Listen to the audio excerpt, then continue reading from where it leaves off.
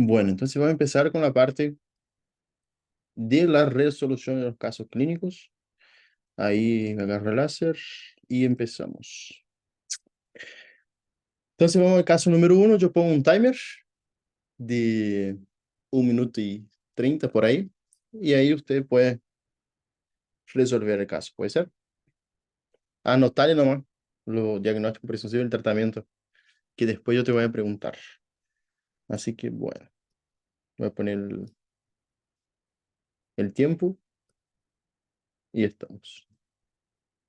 Si quiere empezar ella, yo puedo empezar.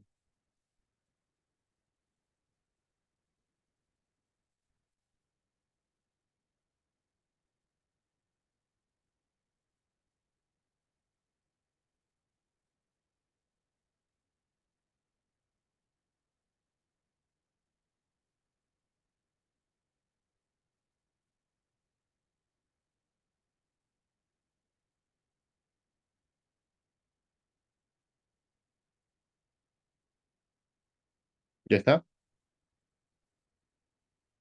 Bueno. Y más rápido do que eu pensava. Muy rápido.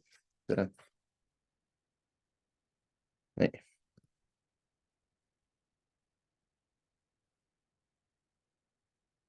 Bueno, vamos al caso número 2 entonces. Ahí pongo el tiempo.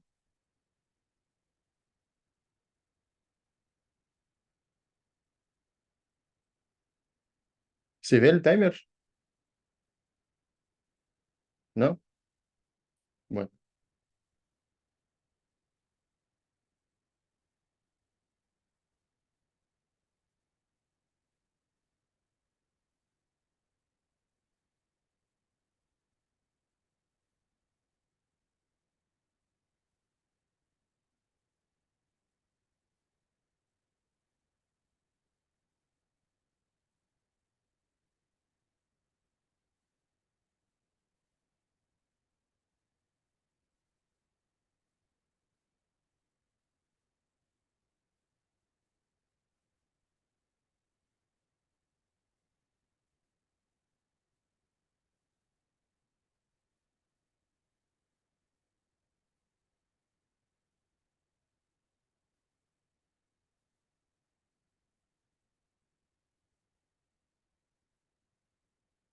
ujú.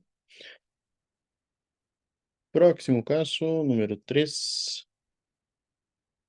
Ahí.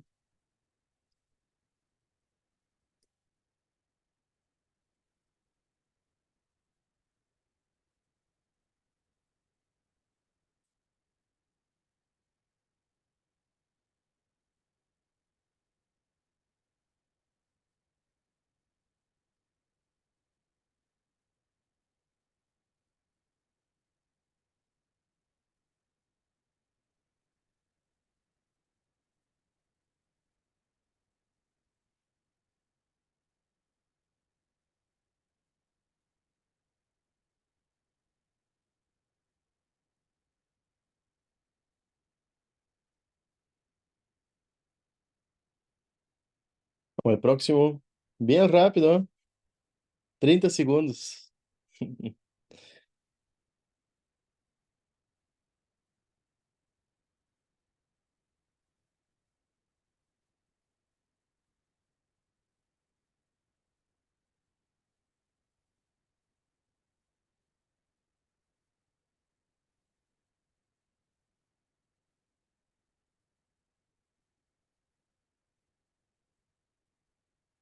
No te escucho. Estoy leyendo nomás. No. Ah, bueno.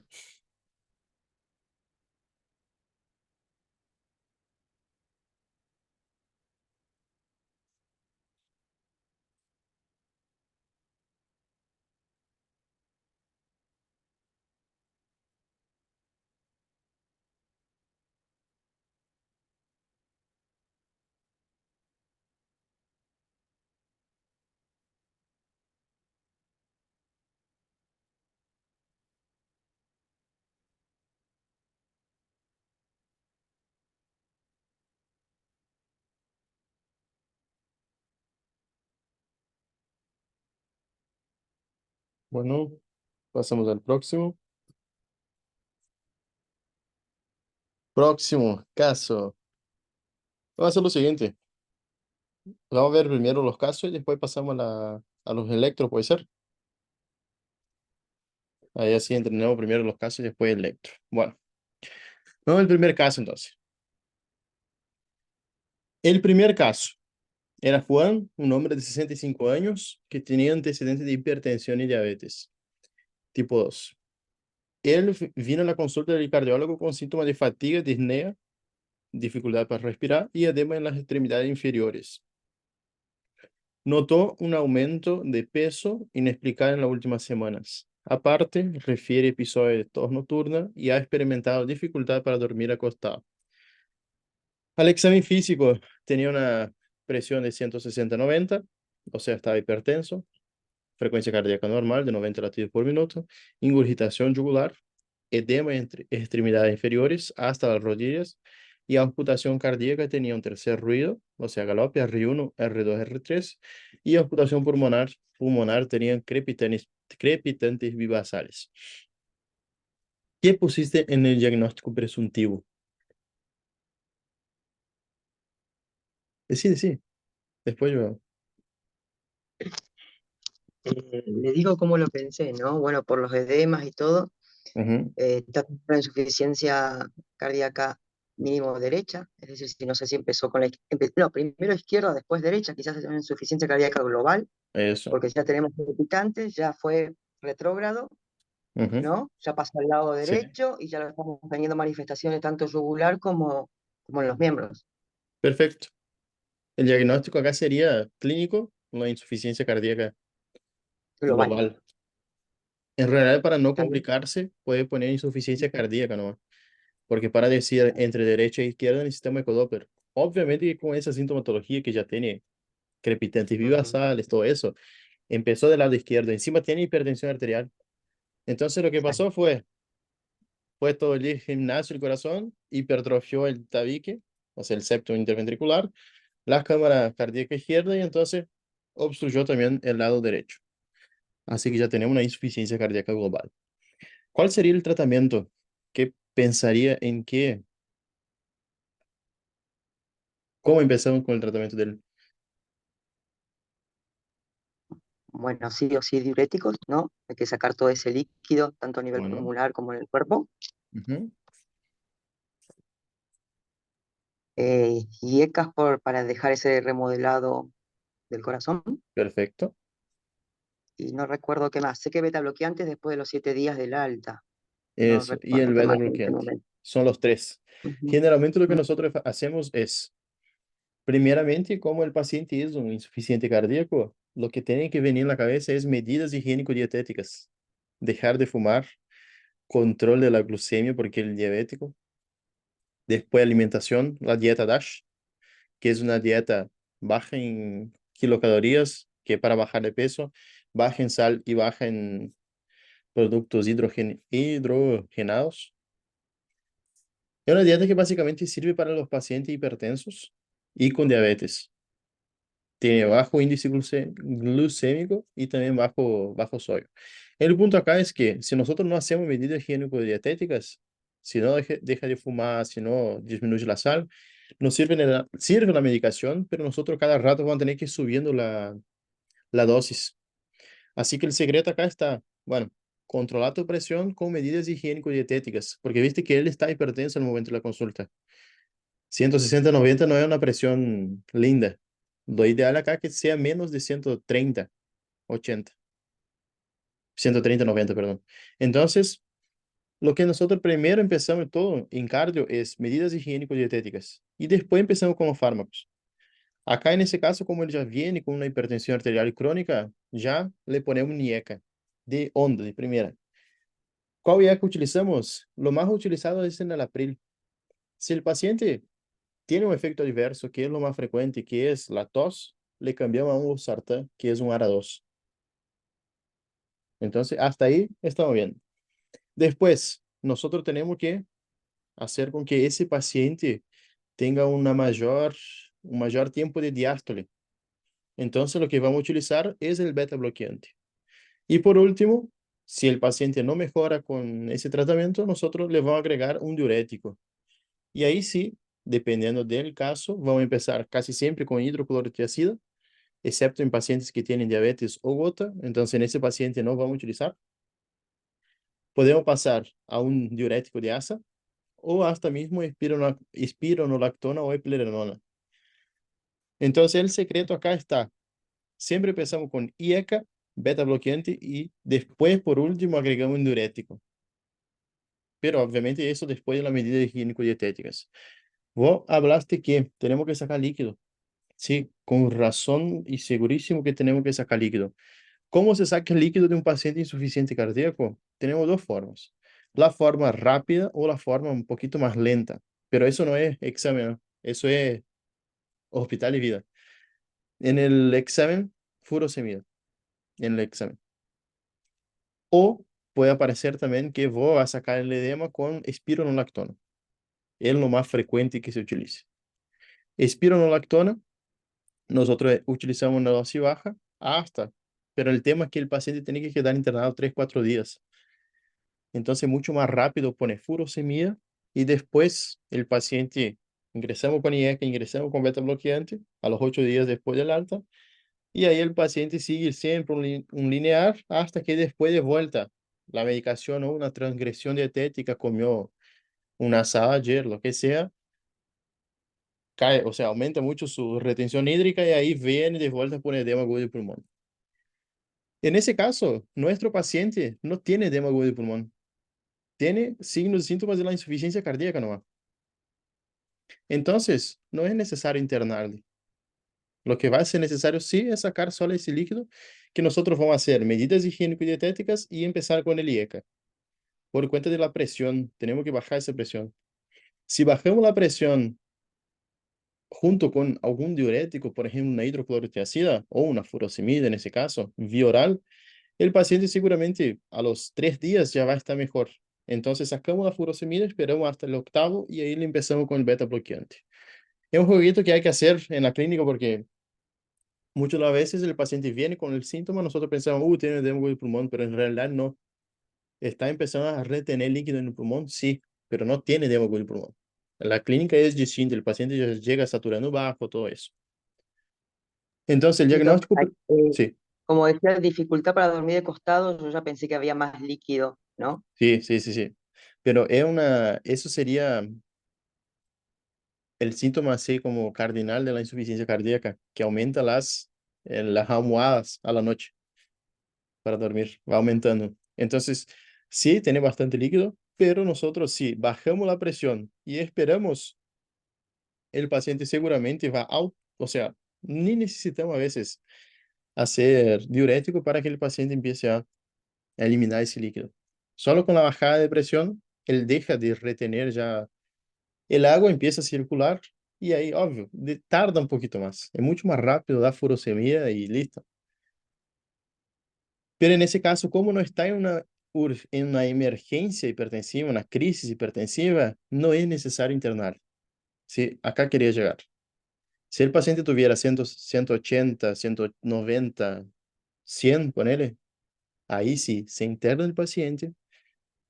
Si tiene eso de tos nocturna, crepitantes vivasales, mucha dificultad para respirar, satura bajo, bueno, ahí sí estamos delante de un edema agudo del pulmón, hay que internar al paciente, bajar la presión y eliminar con diuréticos, eliminar el líquido. Entonces, el tratamiento en ese paciente acá es primero medidas higiénico-dietéticas y después empezamos con IECA, beta bloqueante y por último, si el paciente no se controla con eso, empezamos con diurético. Diurético siempre queda por lo último porque cambia el medio interno. Sube potasio, sube sodio, baja sodio. Entonces, siempre es lo último. Así que, bueno, nosotros en ese paciente tenemos que evaluar los criterios de Framingham, que son los criterios de la insuficiencia cardíaca. Ese tenemos criterios mayores y menores.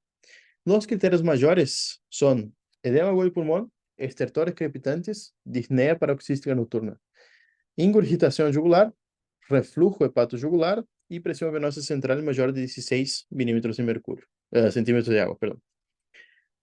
Cardiomegalia en la placa, tercer ruido y disminución del peso en respuesta al tratamiento de diuréticos. Entonces, esos son los criterios mayores.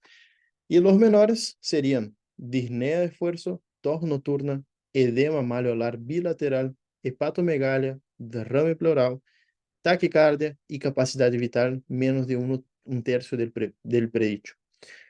Para diagnóstico, mínimo dos mayores o un mayor y dos menores. En nuestro paciente tenía estertores pulmonares, disnea paroxística nocturna, tercer ruido, ingurgitación jugular. Solo no teníamos la pérdida de peso, pero lo demás casi seguro tenía todo. Y como menor, entonces ya era diagnóstico de insuficiencia cardíaca. Eso pregunta siempre en los horarios. Siempre, siempre, siempre, siempre. Criterios de Framingham es pregunta de muy, muy frecuente. Entonces hay que memorizar esa tablita porque va a preguntar. Sin dudas va a preguntar. Y el principal acá está no solamente saber los criterios mayores y menores, sino que entender el caso clínico como un todo. Paciente vino a veces solo por falta de aire, disnea, y tiene crepitantes vivasales, y tiene ingurgitación jugular, ponele. Bueno, ojo porque puede ser una insuficiencia cardíaca. Te puede estar pasando desapercibido. Generalmente la insuficiencia cardíaca está acompañada de un tercer ruido. O sea, voy a escuchar R1, R2, R3. Tuc, tuc, tuc, tuc, tuc. Entonces, es como si fuera un galope de caballo. Ahí. Es rapidísimo y generalmente casi siempre está acompañado, justamente porque el corazón está todo roto ahí, viene un hiperflujo de la cámara de la aurícula, entonces vibra y ahí nos da el tercer ruido. Criterio de Framingham, sí o sí, pregunta. Así que bueno, como diagnóstico de ese paciente tenía una insuficiencia cardíaca. ¿Y cómo se trata nuestro paciente? Primero, medidas higiénico-dietéticas. No se puede olvidar, ¿sí? O sea, nuestro cerebro aprende mucho con el error o con lo que falta. Entonces, seguramente no te va a faltar. Después, cese tabáquico, lo que estaba hablando antes, control glucémico, todo eso. Y la dieta. Disminuir el peso, porque si disminuimos el peso, disminuimos la cantidad de masa grasa y disminuir la capacidad de retención hídrica. Entonces, disminuimos el trabajo cardíaco, disminuir el alcohol y disminuir la sal. En realidad, sería todo lo que yo pasé en la clase de hipertensión, la dieta DASH. Pérdida de peso mayor a 10 kilos, evitar tabaco, evitar la sal, dieta hipoglucémica, dieta hiposódica, bastante legumbres, hervidos. Viste que los pacientes llegan y dicen, ah, yo como todo hervidito, no sé qué. Bueno, es así, así no. Y después, el tratamiento medicamentoso sería IECA, beta bloqueante diurético. Y si él encima sigue con los síntomas, espironolactona y eplerenona. Ese paciente, aprovechando que estamos acá, ese paciente, ¿qué estudio pediría para él? ¿Cuáles serían los estudios para ese paciente? Sí. Un ecocardiograma, ¿no? Para ver de dónde, cuál es la causa de la insuficiencia, es decir, puede ser una valvulopatía, puede ser la misma hipertensión que llevó a una valvulopatía. Ujú. ¿Qué Un más? ecocardiograma para ver cómo está la FEI también. Ujú. ¿Qué más? En orden, Y si bueno, pensamos, primero laboratorio, ¿qué pediría? laboratorio.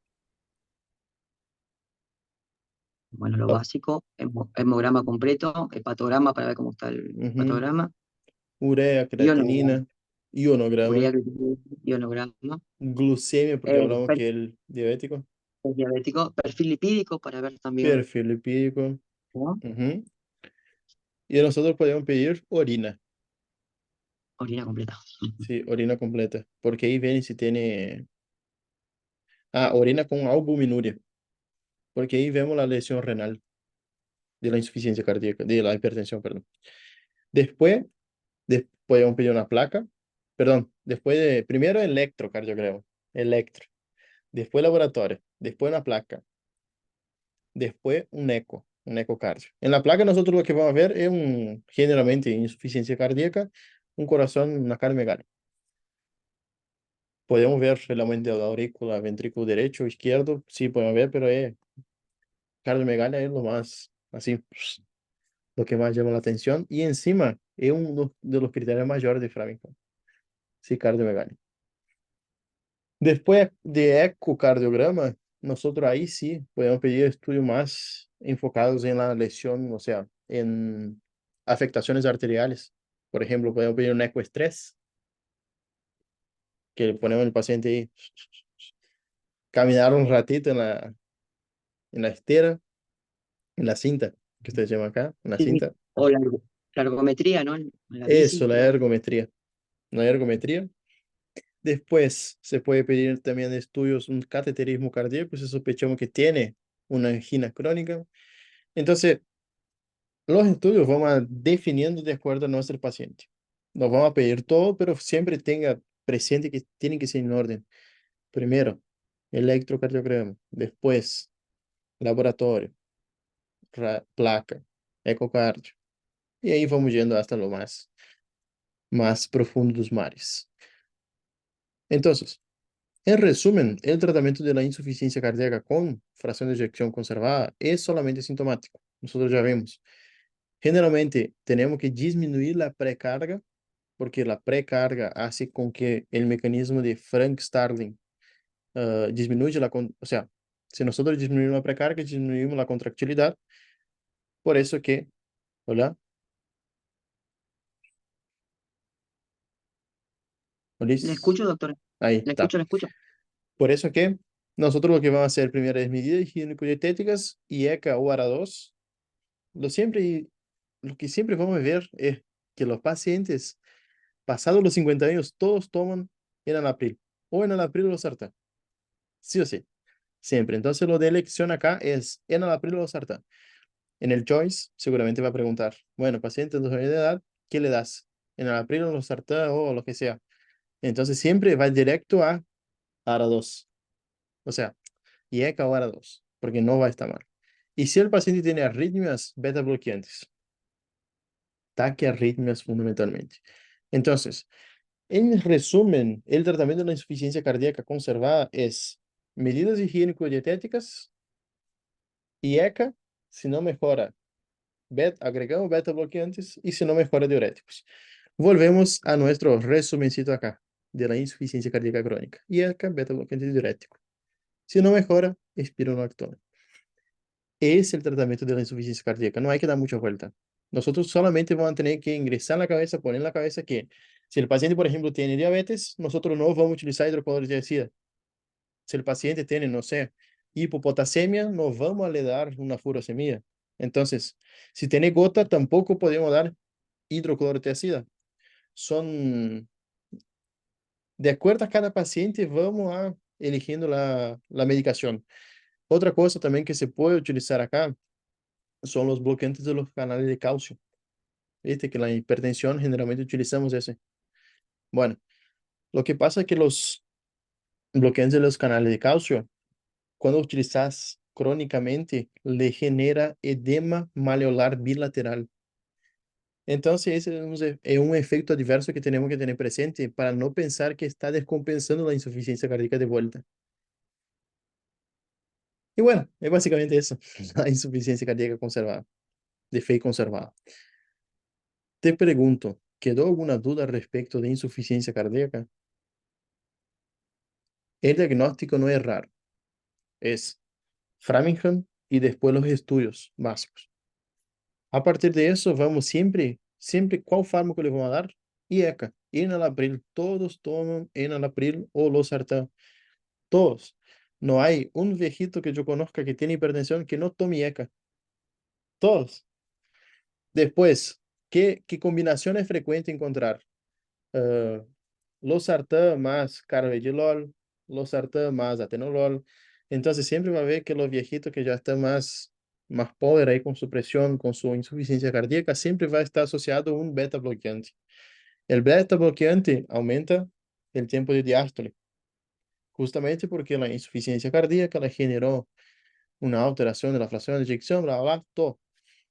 Entonces, el principal acá es saber medidas higiénico-dietéticas y ECA todos toman y beta bloqueante. Y por último, el diurético. Si viene alguien que ya tiene que ya toma diurético y todo eso, ya sabes que no es una insuficiencia cardíaca de que empezó ahora. Vamos al caso número Sí, 2. ahí, doctor, ahí con ese caso, es decir, hay que ver si es internable o no. Cuando es internable, digamos, al menos lo que digo en terapéutica era que le teníamos que dar un diurético, una furosemida, que es el más rápido de acción, con un IECA. Y después cuando se iba de alta le dábamos el beta bloqueante. En este Sí, caso, como no lo internamos, por eso hacemos ese tratamiento, ¿no? eso, eso. La indicación de internación es generalmente si el paciente tiene una emergencia hipertensiva. Ahí sí nosotros le internemos. Yo puse acá la TA normal para que vos no pienses, interno o no interno. En ese caso que tiene una TA normal y tiene esa clínica, generalmente el paciente se va a casa y vuelve a las 48 o 72 horas para una reevaluación. Sí, y ahí volvemos y le pesamos el. Si el paciente volvió y disminuyó de peso, más de 4 o 5 kilos, poner en 4 o 5 días, el diagnóstico ya está hecho. Hay una insuficiencia cardíaca, nosotros lo que vamos a hacer es empezar con fármaco, con medidas higiénico-dietéticas y farmacología. Listo. Y a los 8 días empezamos con el atenolol, por ejemplo. Pero eso generalmente no se hace. Lo que se hace más que nada es, vino así el paciente, viste que yo no puse que él desatura, para no complicar. Si tuviera una desaturación y una presión así, ahí sí se interna. En ese caso estamos en no sé, una salita y viene un paciente así, no se interna, se da la medicación nomás y se controla el paciente en 48 o 72 horas. Y ahí después vemos si necesita aumentar su dosis de diurético o si nosotros bajamos la dosis de diurético y ahí sí rotamos agregamos el IECA y después el beta bloqueante. Pero es así, el paciente vuelve a poner en mañana para tomar la presión y ahí sí, volvemos a evaluar ese paciente todos los días. Es un trabajito ahí de hormiga más o menos, pero sí se da diuréticos. Eh, ojo, que si hablaron furosemida, a veces no se da directamente furosemida. Generalmente se empieza por espironolactona y después furosemida, porque la furosemida genera mucha pérdida de potasio. Y nosotros a veces no tenemos, si el paciente está ambulatorio, no tenemos cómo controlar esa pérdida de potasio. Así que ojo en eso, porque seguramente alguna trampita iba a entrar. Bueno, caso número 2. Tenemos María, de 40 años. María se presenta en la consulta del cardiólogo con síntomas de fatiga, disnea y palpitaciones. Uh, ha notado un empeoramiento progresivo de la fatiga y disnea en las últimas semanas. También ha experimentado una sensación de presión de pecho durante la actividad física. Antecedentes médicos, fiebre reumática en infancia. Examen físico, una presión de 120/80, frecuencia cardíaca de 90 por minuto. Auscultación cardíaca tiene un soplo diastólico en el área de la punta que se irradia hacia axila izquierda y también se ausculta un segundo ruido pulmonar reforzado. Diagnóstico presuntivo. ¿Qué decís?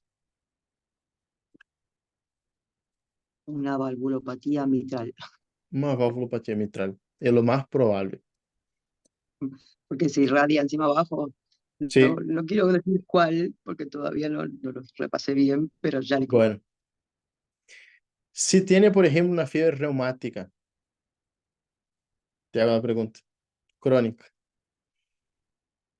Entonces, ¿cuál valvulopatía es más frecuente? ¿Una insuficiencia mitral o una estenosis?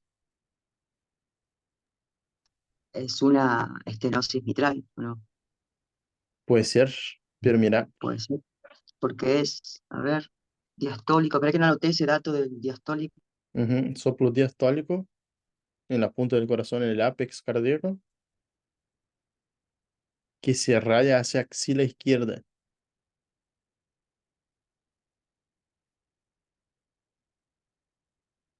Tiene un segundo ruido pulmonar reforzado. ¿Seguro que es una estenosis? Yo creo que no hay insuficiencia.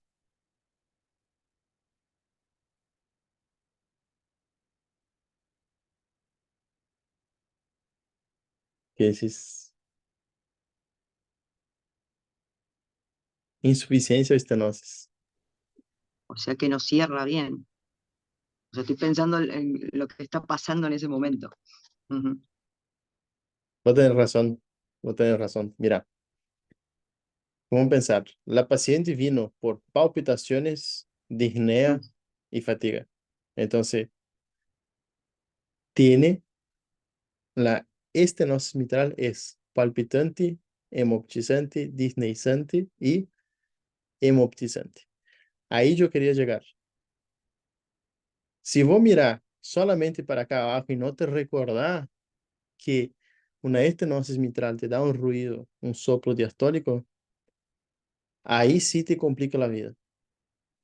Porque, por ejemplo, vos podés venir acá arriba, sí, tiene palpitaciones, no sé, lee muy rápido. Y después probar que llega el diagnóstico allá para marcar y tiene insuficiencia mitral y estenosis mitral. ¿Cuál pondrías? Más porque la fiebre reumática es un 65%, o sea, es la que más nos daba estenosis. Por eso, al leer Ese, reumática, ya me fui. Y encima, al choque que se irradia hacia izquierda, dije, bueno, sí, sí, sí o sí es sí, mitral, y ahí me puse a preguntar las causas de la mitral. sí. O sea, acá te da toda la clínica de la estenosis mitral. Palpitante, disneizante, só donde da que tiene hemoptisis y palpitante, hemoptizante y embolizante. No te dijo nada. Pero básicamente es eso. Si vos lees la clínica muy rápido, te va para la raba. Pero si vos te recuerdas que la estenosis mitral te da palpitaciones, todo eso, ahí ya está tu diagnóstico. Ni necesitas leer los demás. Encima la fiebre reumática lo que causa es una fusión de las comisuras. Disminuye la área valvular, entonces lo que va a generar es una estenosis. Puede generar insuficiencia, sí, al inicio de la enfermedad reumática. Generalmente los pacientes presentan una clínica de insuficiencia, pero al pasar del tiempo, si esa fiebre reumática no es tratada, genera una fusión de las comisuras y entonces lo que va a causar es una disminución del área valvular. Entonces, diagnóstico presuntivo, estenosis mitral, recontra bien, y después el tratamiento en esa paciente. ¿Cuál sería el tratamiento? Tiene 40 años. Tratamiento es o valvuloplastia con catéter balón o recambio valvular. Podemos hacer primero medidas ginecodietéticas, todo eso, sí, podemos hacer. Pero como ella ya tiene toda casi la sintomatología de una estenosis, obviamente va a depender de la severidad, pero en este caso que ella ya tiene mucha sintomatología, seguro que se va a un proceso invasivo. Si no tuviera tanta sintomatología, nosotros lo que tenemos que hacer es erradicar con penicilina el strepto, el strepto. Y después lo que nosotros podemos hacer también es la parte de invasión, que es básicamente la valvuloplastia con catéter balón. Entonces la paciente tiene una estenosis mitral por la clínica disneizante, palpitante, hemoptizante y embolizante. Cuando el paciente tiene estenosis mitral, puede tener compresión del nervio laríngeo recurrente por aumento de la aurícula izquierda. Entonces va a presentar síndrome de Ortner o una voz bitonal, voz ronquera, pero eso se da en casos muy, muy graves. Lo más importante acá es saber que ella va a tener un soplo mesodiastólico de llenado creciente, R1 hiperfonético con refuerzo presistólico, palpitación. A palpación va a tener frémito, si por ejemplo hay una estenosis grave, choque de punto disminuido, edema y reflujo hepatojugular. Justamente porque vuelve todo, entonces va a tener crepitantes, va a venir una insuficiencia cardíaca derecha y va a tener toda la sintomatología derecha, simulando una insuficiencia cardíaca derecha. Pulso parvos, tardos muchas veces, pero generalmente solo parvos, y onda A proeminente. Eso entra en el oral, eso en el escrito, perdón, entra en el escrito. Onda A proeminente, ¿cuál es la? valvulopatía, estenosis mitral, ¿sí? Ausência de onda A. ¿Cuál es la arritmia? Ausência de onda A en el pulso venoso jugular es fibrilación auricular. Onda A proeminente es estenosis mitral. Eso pregunta en el escrito sí o sí. Hay que anotar. Y después, el electro, podemos tener la onda P mitral, que es onda P, que es cuando aumenta la duración de la onda P. Y el ecocardiograma, tenemos que evaluar el gradiente transvalvar, que es la diferencia entre la aurícula y el ventrículo. Si es leve, el paciente va a tener menos de 5 milímetros de mercurio de diferencia, si es moderada de 5 a 12, y si es grave, diferencia, el gradiente va a estar mayor de 12. El punto de la estenosis mitral, entonces, es saber deslizante, palpitante, hemoptizante y embolizante, y después saber que el soplo, obviamente, que se raya hacia axila, y también juntar los puntitos que la onda A es proeminente en el pulso venoso jugular. Sí o sí es su pregunta en el escrito, ¿sí? Entonces, la estenosis mitral, si es leve, la paciente muchas de las veces no va a tener sintomatología. Va a solo presentar una alteración en el soplo. Un soplo ahí con, poner una intensidad de 2 de 6, 2 en 6. Ni va a presentar frémito. Pero después, cuando presenta frémito, todo eso, ahí sí vamos a tener una estenosis moderada o severa que es diagnosticada por ecocardio. Entonces, si es asintomático, nosotros lo que vamos a poder evaluar es que el paciente no va, o sea, si es asintomático y solo tenemos un ecocardio positivo, tenemos que evaluar si es necesario la valvuloplastia con catéter balón o el recambio valvular. Porque muchas de las veces, solamente con el tratamiento medicamentoso y obviamente las medidas higiénico-dietéticas, ya conseguimos a lograr un buen resultado con el paciente. Entonces, lo que tenemos que sí o sí evaluar es, ¿realmente necesita de un proceso invasivo? ¿Sí o no? Y a partir de ahí nosotros evaluamos. Bueno, si necesita, si tiene mucha sintomatología, ahí vamos a evaluar si hacemos el recambio o si hacemos solamente la dilatación, que es poner vamos con un catéter allá, inflama un baloncito ¿cómo está funcionado? Inflama el balón y ahí le abrimos la válvula de vuelta. Generalmente genera, o sea, es muy frecuente la complicación de la insuficiencia después de la valvuloplastia con catéter de balón. Porque es como si fuera, ponemos un balón, abrimos con toda la fuerza y ahí rompemos las válvulas. Entonces la válvula queda insuficiente después de ese tratamiento, de esa, o sea, de esa invasión. Bueno, entonces, vamos a mirar que el paciente está asintomático o sintomático. Siempre, cualquier valvulopatía sintomática va a cirugía, va a procedimiento invasivo. Entonces, si está asintomático, evaluamos. ¿Tiene hipertensión pulmonar severa? ¿Tiene fibrilación auricular? ¿Tiene cirugía mayor? ¿O deseo de embarazo? Evaluamos. ¿Es posible la valvuloplastia con un catéter balón? ¿Sí o no? Si sí, es lo mejor que hay, porque hacer un recambio valvular es muy delicado, es muy complejo. Entonces, lo más fácil es venir con el baloncito y romper la válvula, o sea, abrir la válvula. Si nosotros hacemos el recambio valvular a una mujer de 40 años, ¿cuál válvula pondría? ¿Mecánica o la de chancho o de vaca? El problema era que si poníamos una tenía, o sea, no lo estoy leyendo, estoy recordando. Sí. Una le teníamos que anticoagular siempre, y esta es Ujú. una persona joven, ¿no? Y la otra teníamos el problema que duraba máximo de 15 años. 10 años, o sea, 10 o 10, 15 15 años. años. Sí, exacto. Entonces, si tiene 40, no va a vivir hasta los 55. Va a vivir hasta ponerle 80, en el promedio. Y, Entonces se elige se elige la, la aunque esté coagulada, ¿o no? eso, la mecánica. la de metal, que sea anticoagulante. En cambio, si fueran pacientes de 80 años, ahí se pone la de chancho.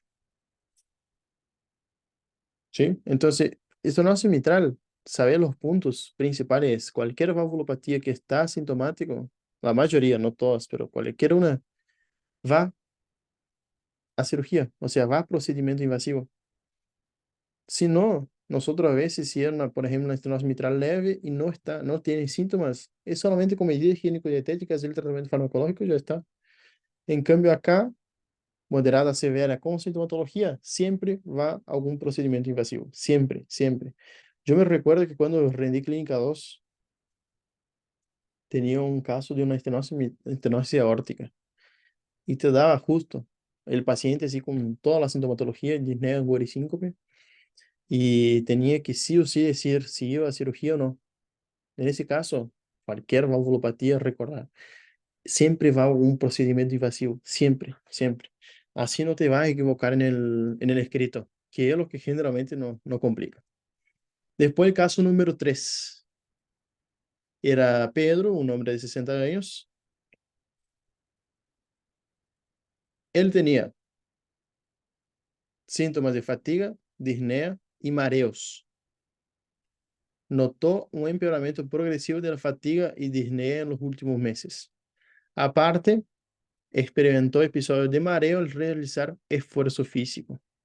O sea, vino porque básicamente tenía mucha fatiga y disnea y mareos. Antecedentes médicos, hipertensión y diabetes tipo 2. Al examen físico presentaba una presión, una hipertensión arterial, porque mayor o igual a 140/90 ya es hipertensión. ¿Sí? Es mayor o igual, ¿recuerda eso? Frecuencia cardíaca de 80 y auscultación cardíaca. Nosotros escuchábamos un soplo eyectivo en el foco aórtico que se raya hacia el cuello. Diagnóstico presuntivo. Este me pareció el más fácil de todo. Estenosis aórtica puede ser. Sí, justamente porque tiene disnea y... ¿Y qué más? El DAS, ¿no? El DAS Sí, tiene mareo. Todavía no tuvo síncope. no tuvo Así que 5 PF. está ahí para le agarrar un síncope. Entonces, diagnóstico presuntivo, sí, no estenosis aórtica. Y el tratamiento acá. ¿Cuál es el tratamiento? Ya está sintomático. Ya está. Vamos a, como dijo recién, sí Sí, o sí, sí, vamos a tener que ser invasivos. hacer un tratamiento invasivo. Sea ella la valvuloplastia o sea ella el recambio valvular. Entonces tenemos un paciente con estenosis aórtica. Él tiene disnea y tiene mareo, todavía no tuvo el síncope. Pero la clínica es DAS, disnea, angor y síncope. Lo que más frecuentemente inicia es el angor. Primero empieza con angor, después síncope y por último la disnea. Si tiene ya disnea, la sobrevida es menor a 2 años, ¿sí? Siempre va a empezar con angor porque generalmente tiene una hipertrofia de de las cámaras cardíacas y entonces esa hipertrofia tiene un desbalance entre la oferta de oxígeno y la cantidad de miocardiocitos que tiene. Entonces, mucho miocardiocito y poco oxígeno porque no consiguió hacer nueva angiogénesis, lo que va a pasar es que va a generar angina. Después, el síncope. El síncope se da justamente porque tiene una hipoperfusión cerebral momentánea, generalmente cuando hace esfuerzo, y entonces lo que pasa es que va a hacer cualquier esfuerzo, le va a generar o mareos o le va a dar síncope ad íntegro, o sea, le va a sentir mareo y ahí va a tener que sentar, esperar un ratito y después volver a hacer lo que estaba haciendo. Y la disnea aparece por último. La disnea ya es un signo de congestión pulmonar. Entonces, cuando llega a ese punto, el tratamiento ya es quirúrgico de urgencia, porque la mortalidad de ese paciente es muy alta. Él tiene una sobrevida de menos de 2 años después que empieza la disnea. Así que siempre en orden, paciente que empezó con angor, promedio de 2 a 5 años. Síncope de 2 a 3 años y disnea menos de 2 años. Ese es el orden. Por más que vos le des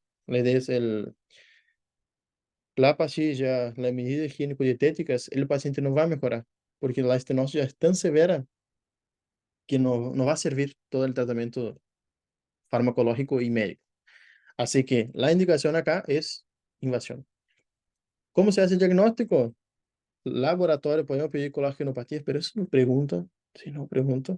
Lo que más se pregunta es la placa, la silueta cardíaca va a estar aumentada, dilatación del botón aórtico y calcificación, siempre lo principal.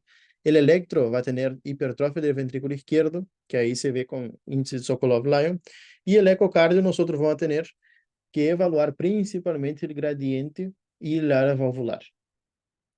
El gradiente, o sea, la diferencia entre la presión entre la aurícula y perdón, entre el ventrículo y la aorta es, cuando es menor de 25 milímetros de mercurio, es leve. Cuando es de 25 a 40 es moderado y mayor de 40 es grave o severo. Y todo eso se correlaciona con el tamaño del área valvular. Por eso que ponemos acá gradiente medio y área valvular. La estenosis aórtica, entonces, nosotros, ¿cómo le vamos a tratar? Si el paciente es asintomático, nosotros vamos primero a empezar con medidas higiénico-dietéticas. Después, ante cualquier procedimiento que el paciente va a hacer, por ejemplo, sacar la muela o lo que sea, tenemos que hacer profilaxis de la endocarditis con penicilina o amoxicilina, o derivados de la penicilina. Fármacos que podemos utilizar son los beta bloqueantes y bloqueantes de los canales de calcio y la nitroglicerina o dinitrato de isosorbide para el dolor, para el langor. Siempre cuando el paciente tenga angor, puede tener un dinitrato de isosorbide a mano para que ponga debajo de la lengua para mejorar para que genere una vasodilatación coronaria y entonces disminuya el dolor.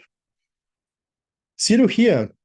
Siempre los pacientes con DAS, con síntomas, van a cirugía. Y ahí sí tenemos la valvuloplastia con catéter balón y el recambio valvular.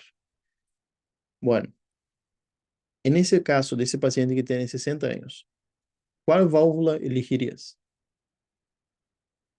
Mecánica, biológica. biológica. Bueno, yo quedo acá, posta, yo en ese caso, yo quedo en duda, porque el paciente tiene 60 años. La sobrevida en promedio es de 80. Entonces, si aparece en el examen, yo pondría biológica, pero si es en la vida, yo pondría la mecánica. Sí, o sea, en el examen, biológica, pero si en la vida, pero ellos no te van a dar así, justo en intermedio, así 60 años, ¿qué haces? Te van a dar 80 o 40 años. Entonces, recordar siempre que una va siempre anticoagulado y la otra no. Si no quería hacer el recambio valvular, ahí le hacía la valvuloplastia completa del balón. Pero esa te dura unos 5 años. No te va a durar más que eso. Así que no hay mucha opción. Y el caso número 4, ese sí, ese estaba fácil, ¿eh? Ese estaba re fácil. Era Andrés, un hombre de 35 años. Llega a la sala de emergencias con fiebre, escalofrío, sudoración nocturna y fatiga generalizada. Además, presentaba dolor en las articulaciones y una mancha roja y dolorosa en su brazo izquierdo. Esa era la mancha. Era brazo derecho nomás. Yo puse mal. El examen físico tenía una TA de 120/80, frecuencia cardíaca taquicárdico, taquipneico, tenía fiebre y saturaba 93%. O sea, tenía una saturación baja, porque tiene 35 años. Entonces la saturación tiene que por lo menos estar mayor de 94 por ahí. No hay baja, sino que está ahí. Tenía mancha roja y dolorosa en brazo izquierdo, consigue una infección local, presentaba un soplo cardíaco holosistólico que se oculta mejor en la porción media o inferior del borde external izquierdo. Diagnóstico presuntivo. Ese le Bueno, haces por la clínica. ujú. Yo creo que es un drogadicto y que es una endocarditis, ¿no? Es una endocarditis endovenosa. ¿Es una emergencia o no? sí, lo voy a tener que internar, o sea, está con fiebre, está con Ujú. signos de infección grave, es Como si fuera casi una sepsis. Ya una SIRS todavía. casi, casi, sí. Sí, todavía tiene una SIRS. Entonces, diagnóstico presuntivo, una endocarditis infecciosa. ¿Es una emergencia? Sí, le internaría el paciente y ¿qué harías? El tratamiento. Primero es interna, se hace el laboratorio hemocultivo por 2, urocultivo, para buscar el germen, pero casi seguro que vino de acá, porque es un drogadicto endovenoso, entonces lo que se hace es hemocultivo, urocultivo, y ahí empezamos el antibiótico. El germen de la piel es el aureus, entonces tenemos que cubrir el aureus. Y ahí nosotros vamos a empezar ya no con ampicilina como nosotros vimos en la clase. Vamos directamente a vancomycina o vancomycina, ¿sí? Si sospechamos aureus, es vancomycina o vancomycina. Si sospechamos que es un estreptococo normal, ponerle un piógenes o un de la garganta, ¿cómo se llama? ¿Cómo? Diógenes. Sí, pero tenía otro. El estrepto, no era galactiae. Uy, el beta hemolítico. Si sospechamos eso, ahí sí, el piógenes también está dentro del beta, pero lo que nosotros vamos a hacer es ampicilina, a dosis de caballo. Pero en ese caso que es aureus, lo que vamos a poner acá es más que nada la parte de banco y genda, o banco y rifa. Entonces, el tratamiento es internar nuestro paciente. Y la endocarditis, recordamos que se subdivide en bacteriana y abacteriana. La bacteriana aguda, subaguda, aguda en menos de un mes y subaguda en menos de 6 meses. Y abacteriana tenemos la de Lehmann-Sachs, fiebre reumática y la marántica. Lehmann-Sachs da por lupus, fiebre reumática el piógenes y marántica por desnutrición. Si es a válvula nativa, ahí sí, aguda, subaguda y crónica. Y válvula protésica temprana y tardía. Temprana, menos de 12 meses y tardía más de 12 meses. ¿Cuáles son los gérmenes? Acá, viridans, el viridans. La válvula nativa teníamos el viridans y después las protésicas tempranas, estafilocoagulasa negativo y bacilos gram negativos. Y la tardía viridans y estafilocoagulasa negativo. ¿Cuál es el punto acá? Hidrogaditos endovenosos, aureus y estreptococo. El punto acá es que el paciente con endocarditis bacteriana a válvula nativa, siempre pensamos en viridans y el piógenes dejamos para la fiebre reumática, pero siempre es viridans. Después, en la válvula protésica, siempre hay que razonar si es una temprana o una tardía. La temprana está principalmente involucrado gérmenes generalmente de la flora hospitalar, son gérmenes más complicaditos, y la tardía son los mismos gérmenes de las válvulas nativas. Así que el tratamiento va a ser el mismo. Si es drogadicto endovenoso, es aureus. Entonces ya vamos a cambiar nuestro tratamiento a vanco y rifa o vanco y genta. Y si es válvula nativa, nosotros vamos a penicilina, a derivados de la penicilina como la ampicilina. Y bueno, acá también, mira, son infecciones del catéter. Generalmente puede entrar que mi final de carrera entró un caso de un paciente en terapéutica, en el box de terapéutica. Entró un paciente que tenía una neumonía intrahospitalaria. Y ahí te preguntaba cuál germen que pensaba, todo eso. Y si tuviera un catéter, ¿qué germen pensaba? Entonces te tiraba al aureus. O también a El epidermidis también puede ser, el ¿no? Porque fue para el epidermidis, slime. sí, y también hay uno, el enterococo, los enterococos. O sea, toda parte de Klebsiella, entonces tenía que sí o sí escribir el final de carrera de terapéutica fue pesadito, no fue tan lindo, ¿no? Pero bueno, entonces, las etiologías hay que sí o sí saber, porque Nosotros vamos a diferenciar entre válvula nativa y protésica para saber el tratamiento. ¿Cómo se diagnostica? Criterios de Dux. Los criterios de Dux tenemos los mayores y menores. Mayores serían el hemocultivo, ecocardio positivo, o sea, con afectación supranuevo.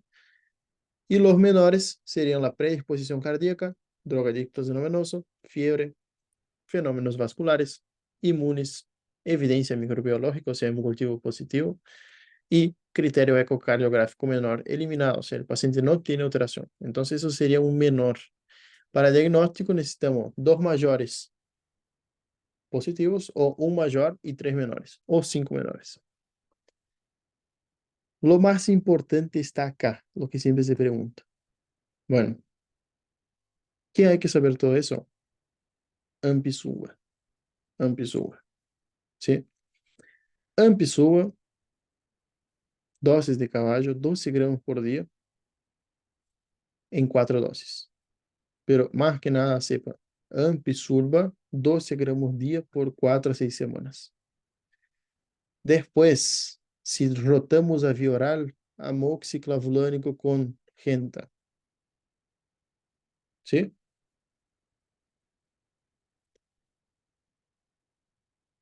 Podemos también hacer Vanco, Genta, Cipro. Pero lo que más se pregunta está acá. Ampi Subactam, 12 gramos por día. Eso es lo que va a preguntar. Válvula protésica, lo que va a preguntar es Vanco, Genta y Rifa. Si es, por ejemplo, una protésica tardía, es Ampisuba. Y si es una protésica temprana, Vanco, Genta y Rifa. ¿Sí? Entonces, el secreto acá está. ¿Cómo se trata la endocarditis bacteriana? Se trata con Ampicobactam o, si es la protésica, Vanco, Genta y Rifa. Listo. Ya está el tratamiento. Si es, por ejemplo, drogadicto endovenoso, acá vamos. Drogadicto endovenoso, ¿cómo nosotros les vamos a tratar? Vanco y Rifa o Vanco y Genta. ¿Sí? Vanco y Rifa o Vanco y Genta.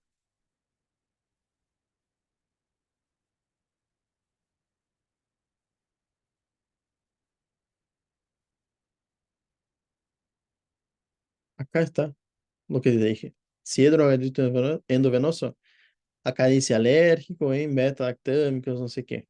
Si es alérgico, sí te va a preguntar Vanco y Genta o Vanco y Rifa, ¿sí? Pero es el mismo tratamiento del alérgico, es para el Aureus, para que da más sencillo, que te quede un...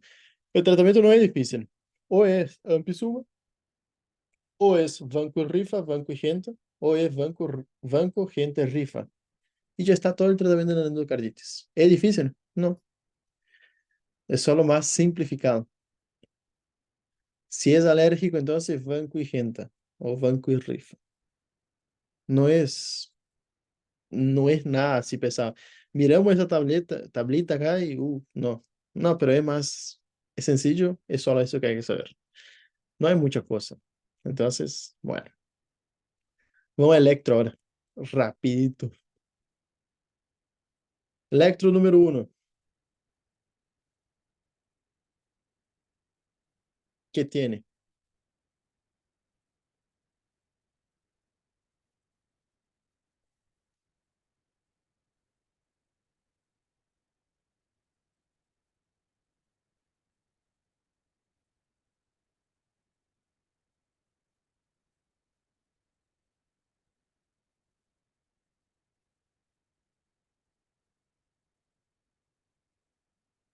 Es una Vamos por, fibrilación auricular.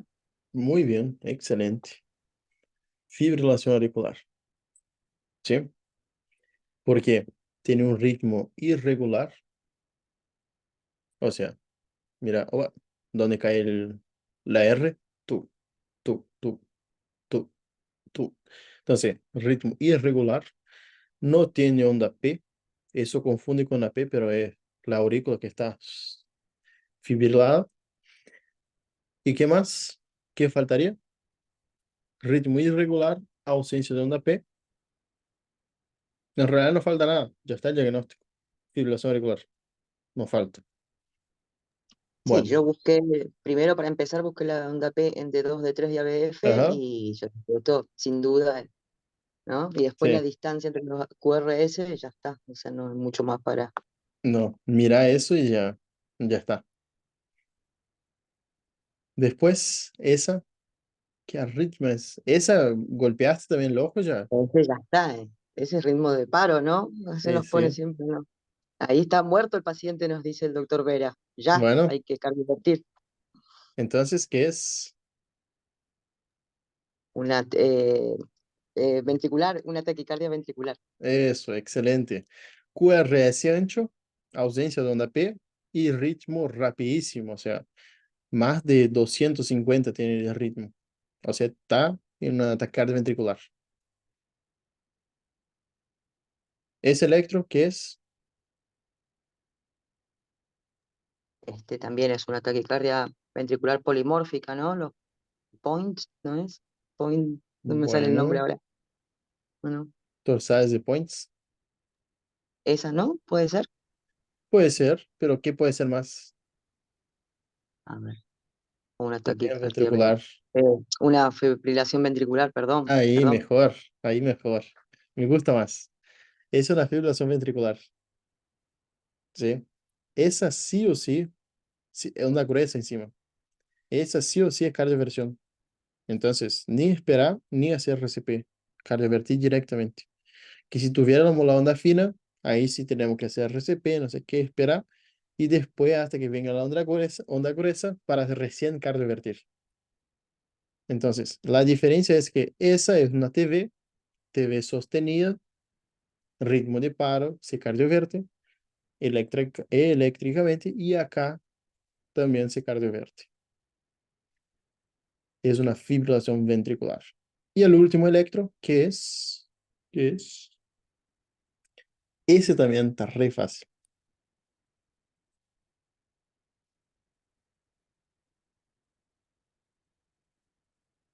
Vamos a ver punto. Regular,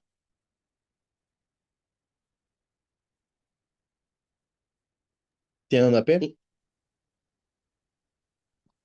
sí, seguro,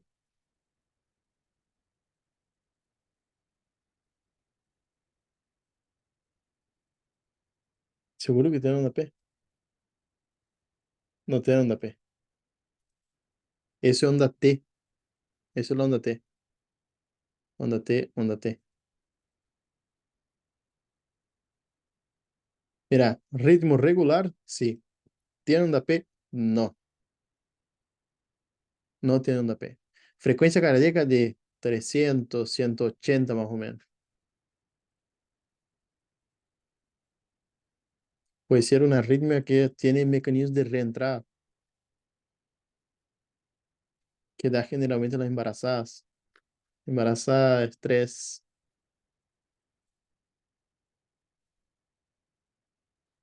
Es supraventricular. Eso te aseguro. Y es paroxística encima. Paciente viene con mareo y sensación de palpitación. ¿Sí? paroxística, está diciendo todo ya ahí. Sí. Es una taquicardia paroxística supraventricular.